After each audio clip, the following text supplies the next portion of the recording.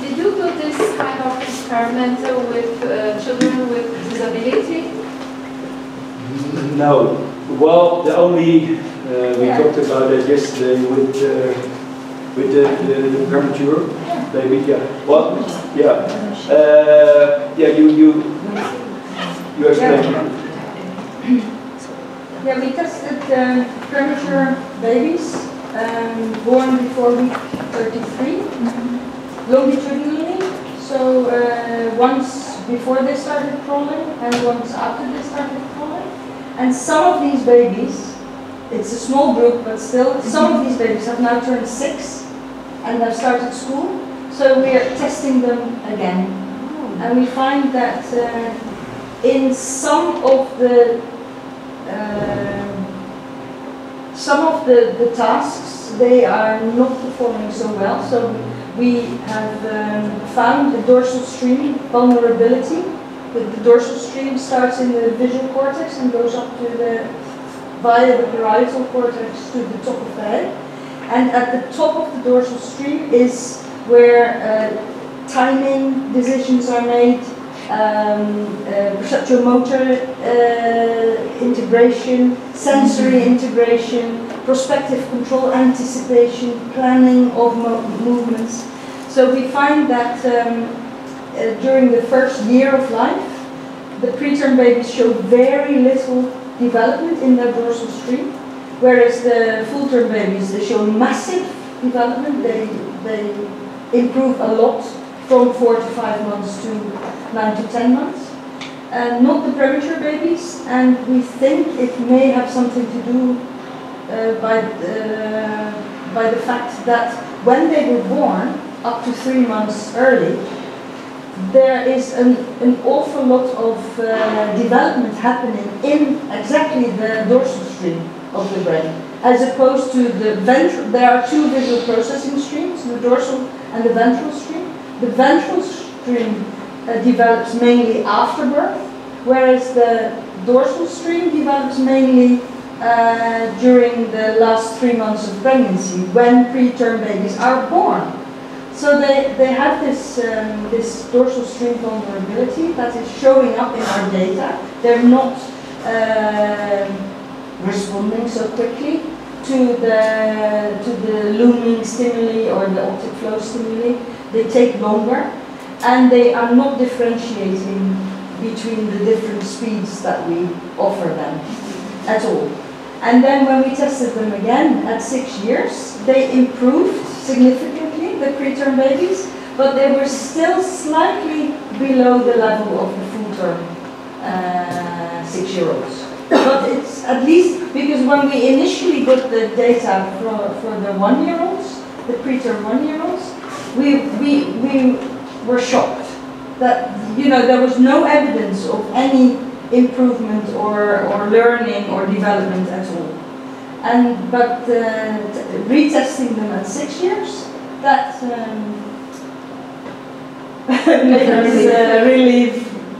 made us relieved a little bit. Yeah. But all the children received intervention?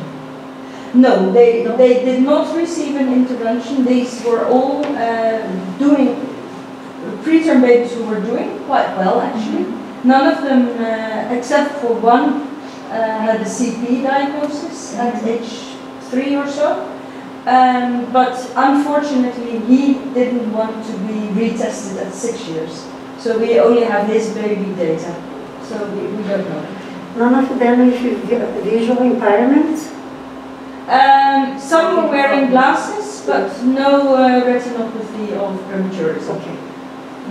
Maybe it's really interesting to think about the visual impairments, but because that's a problem with premature babies. And we also, at 6 years, we did the movement ABC on these preterm babies, and they were not that different on the movement ABC from the normal 6 not different from movement ABC.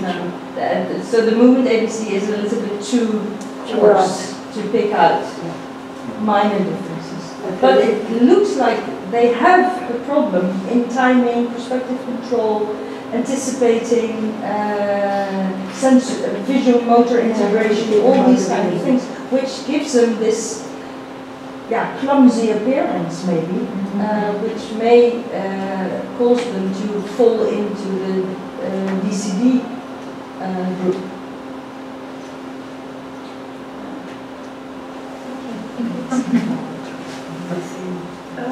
What would you use to evaluate the affordance in the home environment? Because in my research we use the AHEMET. I don't know if you are familiar. Sorry, yeah? The instrument The instrument AHEMET. We use this to evaluate the affordance. I want to know if there is another tool to evaluate the affordance in the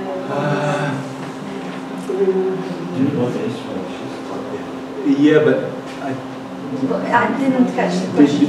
Does there exist a tool for measuring affordances in the home situation, for example?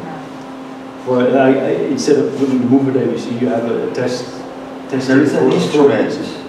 What is it called? AHEMET is an assessment for affordances in the home environment. Yes. It's like Sorry, I don't know about this one. We don't agree there. I think it's not measured. I think This is the very instrument does not measure affordance. The instrument measures home opportunities. I think it's a mistake. Call it instrument that measure home affordance. Because in your talk, I saw many times, I was very happy. But are you talking about the same? The same thing. It's opportunities for in the home. I think the better way to describe this would be look at the opportunities at the home the opportunities at home to offer for the child to develop better than call this affordance. I try to avoid this. For instance, if the room has stairs, or if the room has toys, and types of toys. Types of toys. Yes, but very expensive ones. But as you said, affordance is not in the environment. It's not in the tool itself. But I mean, it would be great if there's another tool in addition to other that measured affordances in the proper way. But for me, it's largely a theoretical concept that is helping us getting away from the more traditional way of thinking. But I've never been thinking it in terms of tests, but it would be a great idea if it is handled in a proper way. Because you see, affordances is a kind of topic that is very fancy. You see it popping up everywhere in designing products and other things. So, but if it's used in the correct way, then it would be perfect. But in many cases, the object is designed as the affordance, which is not good. It's not in the same way of thinking as Gibson designed the concept. I don't think. But yeah, so in other words, I don't know. But even if you don't look in the but even if you the child don't use the object in the right way, some objects can make on affordance. You understand what I mean? We don't need to invite for yes. But like, for instance, one of Kevin's study about spoon, using spoon. The first kind of thing that Pages do with the spoon in this study was to take the spoon and to bang. Yes. So you are not using for what you say, but it's the spoon affordance, the child. Then later on, as there is a social learning going on, he saw her mother, her older brother using, and then he started, oh, this can pick up things and this can... And you cannot say that the first one was wrong. Yeah. No, that's what I mean. First of all, congratulations, and it's an honor to meet you here and hear what your knowledge and what you share with us. I have two questions. Yes. First one is about, have you ever thought about using some MRI measures and FNIRS measures to explain more your research? And the second one, I know it's more about the babies that you share with us here, but what are your perspectives about the future of the neuroscience measures for physical education? Do you think like the measures in MRI can help understand more the movement, or you think like some measures like FNIRS and your type of measures can explain more specifically some movements and some central outcomes? Okay, thank you. In a few weeks, we will get an FNIRS system. But I must admit, like we have to change completely with our thinking about experiments when we bought the EEG system, which took years to get to know the software and stuff like that. Now we're expecting the same, slightly, because it's also implemented with the. But the difference is in EEG is in milliseconds. What happens in the brain in milliseconds time, and what happens there. FNIRS takes a while that the blood is being oxygenated and going to certain places in the brain, which is probably seconds rather than milliseconds. So also there, I expect not just to use a new system, but all the experiments we are doing need to change. When we start using the EEG, we choose that system because it was so baby friendly. Because before, as already explained yesterday, it wasn't possible with all the scraping of the electrodes, the baby don't want. But this new system, it was literally 4 minutes, 5 minutes to put the system, to put the hat on.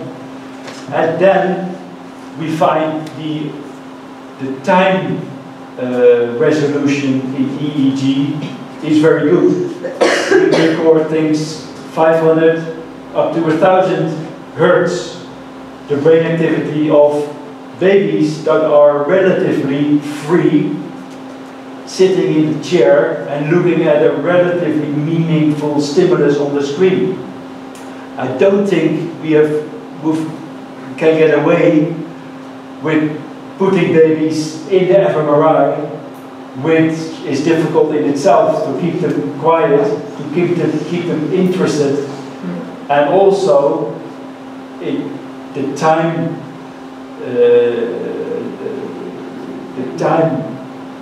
that we record is only maybe a few per second now. I don't know how fast they are going, but it's not giving us any information about, for example, this fast looming situation.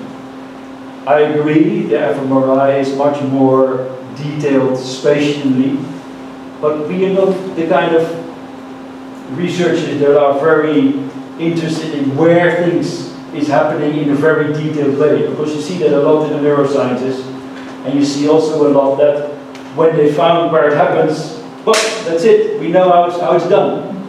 So knowing where in the brain things happen is maybe just a start. And that's where I think the EEG comes in with the high temporal resolution, where we can use more in-depth analysis about the 3 different speeds of the loop, because that's crucial in these experiments to find out how their brain is adapting to these 3, and also how it develops from when they're very young to when they start crawling and when we measure them again. And just one more question. And do you think like FNIRS and EEG they will have the same results and the same errors, or are you and your group expecting other areas of 2 different measures? Well, you're measuring different things. You measure electricity and you measure the vasodilation in combination, because the electricity is first. Something is happening somewhere, and that needs to instigate as far as I understand, it steers the dilatation of the veins or in the brain to get the oxygenated blood to certain places. Now, to be honest, I don't know yet. But what we kind of are expecting, that we are going to do different tasks. For example, it can also be more mobile. So we can look at baby crawling to a mother at this side or that side. So when a mother changes places and we put the baby down and we see what happens, but in seconds we see the baby making decisions as to where the mother is and starts crawling that way. So in that sense we expecting different types of data over seconds and how the brain is involved in these tasks rather than in milliseconds. Or doing more affordance-based research. Yeah, affordance. Provide 2 staircases for example, to a baby with different writer hands, and then see what the baby chooses. Yeah, but in the first instance we have opted for the safe version, that we have both EEG and FNIRs on the same cap. So we can use them both, but we can also use them separately. And maybe we don't use them both anymore, but maybe we still want to get that information as well, the quick electrical reaction of the brain on the basis of our stimulus. And then, for example, we have done work on arm movements. Or it was shown that yesterday, when babies start having these spontaneous arm movements, getting acquainted with their arms, establishing a frame of reference for action. Now we only did that, and we have weights on the arm, etc. So we now want to repeat those experiments and see how the baby brains adapts across that year in establishing that frame of reference for action. So yeah, we need to think again as that we were used to behavioral experiment first, and we had to rethink completely about EEG, and now again. But I read somewhere that it keeps you creative to change equipment once in a while to give you new ideas to be dealing with. And also with the FNIRs, we can have both the mother wearing the equipment and the baby, so we can look at mother-infant interaction. Yeah, so there's all new ways of doing that. I have one more question. Have you been measuring the social participation of these children? Because I think if you have more social participation, you have more perception about the world, and maybe you can... Well, they go into a dark room with a big screen in front of them, and Audrey is sitting on one side and the parent is sitting on the other side, and both Audrey and the parent are encouraging you to look at the screen as much as possible. So there's not much of a social interaction. Before, when we put on the cap, we blow bubbles, and that is where we have the social interaction. But when we start measuring, we only measure the perceptual, the visual response. I think to interview the family about this, the social participation, if the baby have a very big social participation. Yeah. Because a friend of mine did a study with SMA children, and she evaluated the cognitive function in these children. And the children that have more social participation go to the church with the family, go to the school, and... Now Audrey is doing that when we receive the babies. We have a kind of... yeah, I have like an intake talk. But the thing is, in Norway, it's probably the most egalitarian country in the world. So everybody has the same income.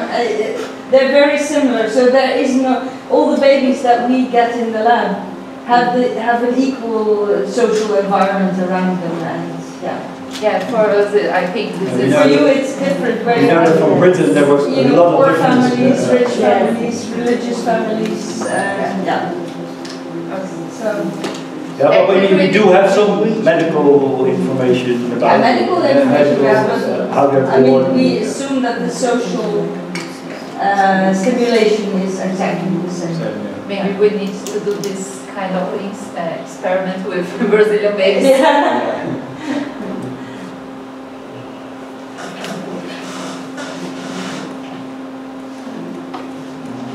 PhD students, questions?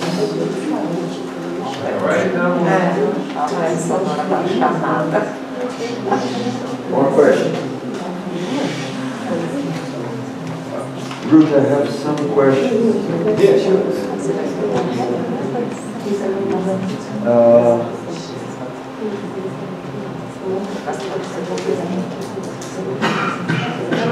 I was...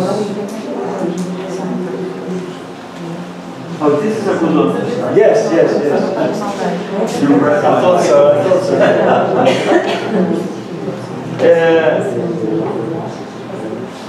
I was wondering, you started with an important question about perception, indirect perception. You showed that schema, and you said, oh, in the old, or at least in the indirect perception view, the brain and something else inside here in my mind will have to build the world. Yeah. You have the physical world, and you have a kind of subjective world. Yeah, exactly. Yeah. And then you make your criticisms, and then you go to the direct perception. Yeah.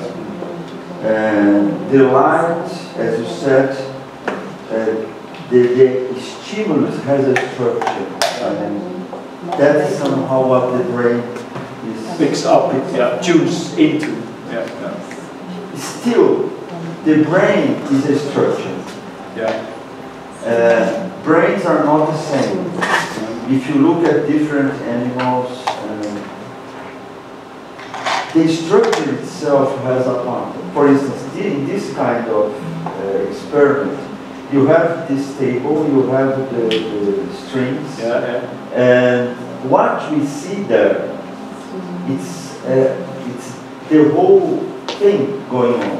The structure of the table, the structure of the strings, the instrument that he used, and actually what he did. I wonder whether the nativist philosophy was not related, in fact, to this structure. For instance, indeed, the environment, the physical environment, has a structure. The brains capture this structure, but the brain itself has a structure. For instance, what I see is the same thing that a fruit fly sees. We have different systems. And maybe that is what nativism is all about.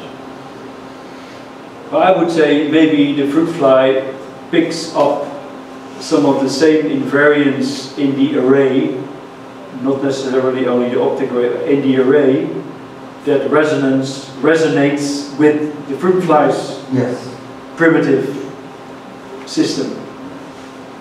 And that is sort of, for me, it's vastly different, but not principally different. And I think ecological psychology is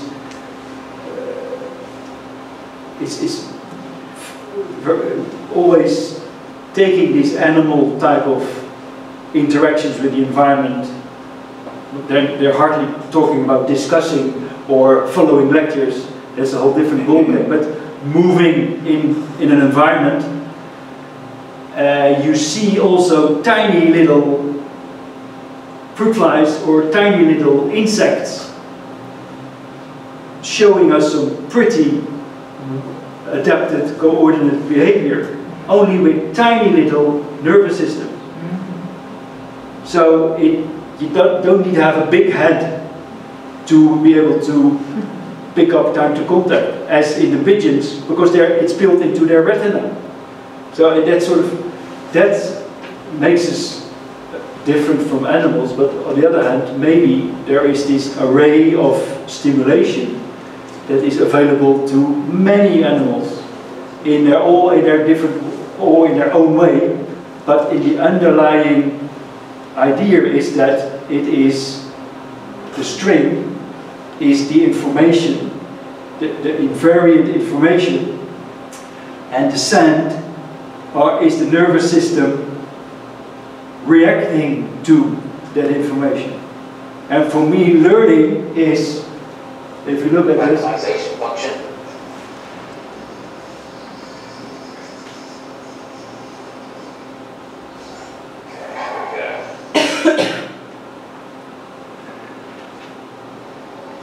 this is the baby, and this is the adult. So what you're seeing is, in the beginning, it's getting towards the invariant as a baby.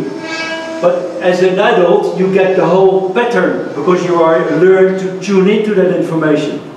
But as a baby, you're a little bit vague, and we see that in data, until it gets better and better and better, and you can see clearly the pattern, what you're looking for. Centre for Life in Newcastle, but then That's, to me, that is motor or development in babies, where there is a lot of chaos, but you see already that things are going into place.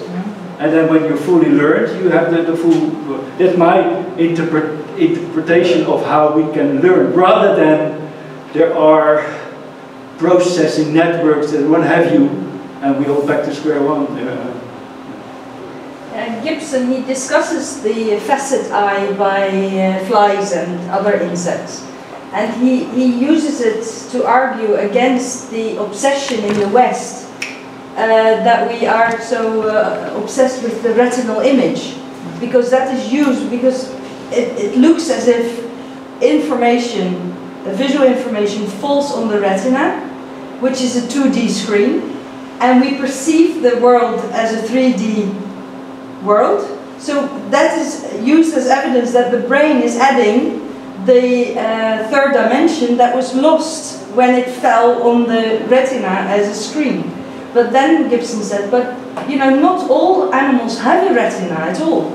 And like the facet eye of insects, they perceive their world pretty well without forming a retinal image that needs to be transformed into a 3D image. So that's how he discusses it. Because we are kind of obsessed with this retinal image, and we use it to argue for that the brain must be adding it because it's lost. We've made many assumptions, and then now trying to find solutions to our own assumptions. We have 5 senses. Okay, by saying that, you have to bring them back together again somehow. Or I'm here and there's the outside world. That's a problem, because how do you get the outside world inside your head, rather than keeping us in the environment and picking up information by doing it? How would you expect that these facets of this fly, these 30,000 facets, is combined by this tiny little nervous system of the fly? How can it be done? So I think there must be other principles, and this is one of them, because it's popular in physics now, to be able to, okay, something has a certain frequency there, and is trying to, like in a guitar, trying to oscillate in the same time. And you don't have to have prior things established for doing that. No, I agree. I was just thinking that for you don't know, yesterday, I think, yesterday or before yesterday, we were in the car, and I asked him, how would you define motor development as your new, this concept of resonance? And he told me about the tuning. That's why I took this slide. What I'm saying is that the tuning system is different from one thing to another, from one animal to another. Yeah, well, if you define the array as a global array, not as a visual or auditory array, you have to pick up information from that array, which is most relevant for the task you're doing. And that could be visual, but if there is a moped driving and it's only the visual input will be relevant because it's going to hit you. But if it's coming from behind, you tune into the auditory information, which is exactly the same type of information. So in all cases there is important information and redundant information depending on the task. When you see the moped is the visual information and the auditory is redundant, but when it's behind you, the auditory is information and the visual is redundant. And there, in these cases, it's resonating, and these places we designated as visual and auditory, but it's the same information in the coupling values of the tau seems to be present all over the brain. So informing the brain about the array as one. You know what? I have questions. If you leave me, I will go on. And the other question is, I was thinking about proprioception.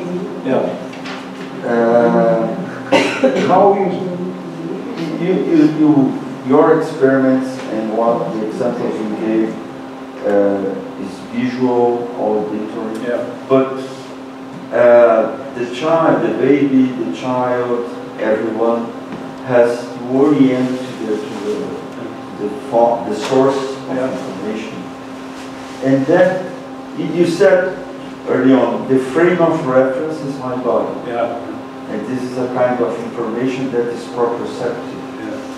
Yeah. How do you relate that? You have visual, auditory. And what's about proprioception? How is it processed? How you put it in the equation? Well, exactly in the same way. We are very used to defining the 5 senses, and always proprioception is sort of kind of treated as. But I did my thesis on that whole thing. I think it's part of the global array. Now that is getting rid of all the separate arrays. Is the proprioception is part of the array. In some cases, the information from where you're standing, where you're sitting, is important to be taken care of. But in many cases, it is redundant. Because as I'm speaking to you now, I forget how I'm standing, so only the visual information is important, so I can forget it. But to me, I cannot start saying we have 5 senses, which are in the global array, and we have proprioception, which is just outside. I think we need to be principled in saying also gravity is part of the global array. It's Stoffregen came up with this global array, and it may be a bit vague, but I see the problem. As soon as you start dividing the array in 5 or 6 senses, you get the problem later when you have to find out how all the information coming in from these different parts of the brain is being reconnected again. So you want to avoid that, and therefore I do like the idea that there is only information in various arrays available to us, and some of them are important and some of them are redundant depending on the task.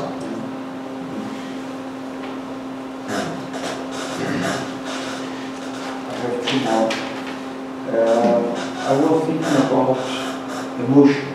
emotion. What about that? Because yeah, but then you get into the typical human, and also all the students I'm talking to, they are. But what about? That's the what about-ism,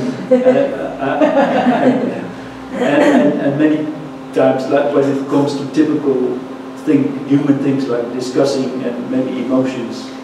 I don't know. But why I'm asking that? Because I the theory of emotion, it is that it builds up in our body.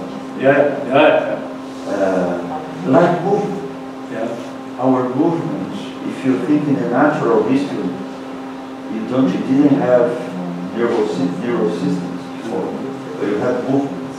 You have organisms that move around. And there is a relation between emotion and movement. Emotion as a regular self-regulatory mechanism. So I was just wondering how, for instance, in the experiment, you are very careful when you do your experimental set to have the mother there. Because that is very important for the baby to feel safe, to see what's going on. So it's all a build-up that you do, thinking about emotion. But emotion will, you saw the looming, it's quite clear. When the baby is processing that, the 12-month-old, it's surprise or it's... and sometimes cries, I wonder how we can deal with that. Because I think emotion is very important. It works together with movement. Moving around is related to emotion. To avoid something, to approach something. When you have a surprise, it's like you showed Zoe, Zoe natural experiment. She's finding, oh my God, it's something. Surprise is a basic emotion. Well, we try, when the baby comes into the lab, to keep them as comfortable as possible, and they are starting to interact with us, to keep them in the right frame of mind. If we maybe start too early and we just put on the net and go, they're not in the right state, and and when they're not in this quiet state, the experiment may be very short. So there is bringing people in general in the right state in order to pick up the information in the way we want them to, is part of the equation, of course. We are now very worried because the EEG net is put up in about 4 minutes. Now we have this Meer system, and if you add on the EEG, it's not done with sponges anymore. What is done is with gel. So we have this cap we put on, and then we have to start filling things with, and we are kind of afraid that we won't be able to manage the same nice behavior of the children, because if it takes too long, 6-10 minutes, and they start crying, we lost them. So it does make a lot of difference. I have a question. May I miss something, but I think you used 5 times the word resignated, and 2 times with Tonin. Could you go further in this concept of resignated? Resonated? Yeah. Resonated. Resonated. Resonated. Yeah. Yes. It's in the guitar, now, right? If you plug the guitar string, it starts. Okay. Resonated. Now makes more sense. Not resonate. No, I don't know if it was very hard, and when you talk about this with Tonina, something is, I don't think it's not right. In my opinion, you can disagree, but what I found very interesting, because we are talking about ecological systems, and in ecological systems, or in the developmental systems, it is very important to see the relations. They are related to each other. Adaptation involves relations. So resonance, it's a physical concept that can be used to look at one thing that we talk about too much, many times, and you can operationalize. I understand the concept. My question was that I understood resignation. Resignation also in a swing.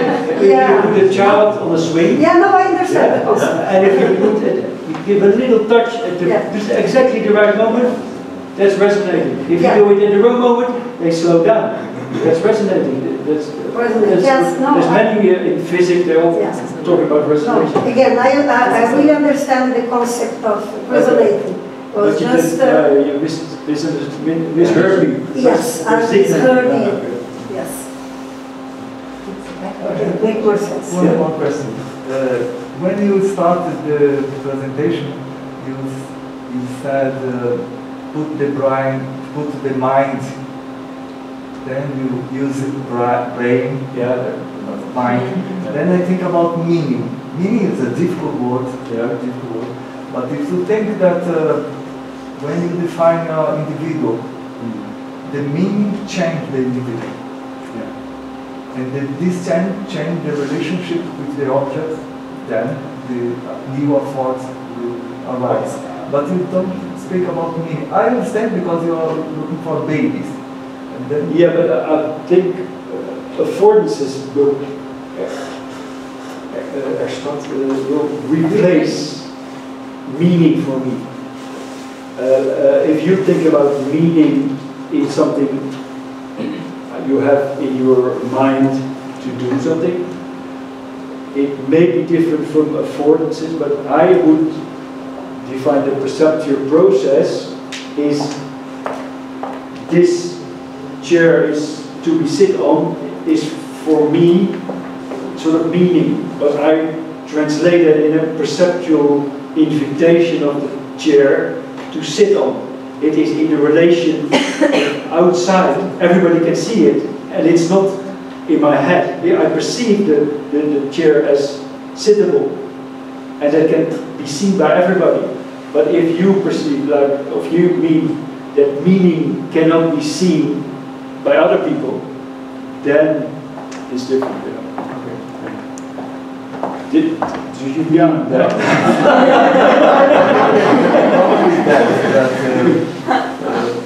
Meaning can't be seen in this kind of measures, but if I look for your wall, the side wall, and I look for the floor, the walls, what is explaining your mode of wall is because you want to do a presentation.